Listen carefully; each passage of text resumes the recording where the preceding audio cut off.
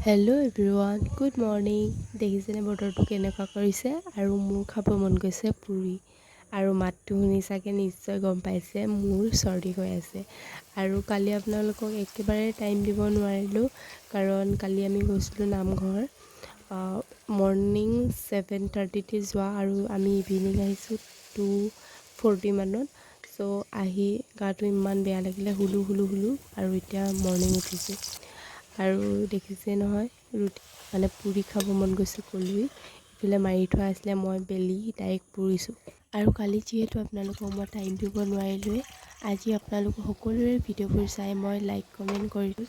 আৰু এইফালে দেখিলে পুৰি আৰু চাহ হৈ গ'ল। চ' মই এতিয়া খাওঁ।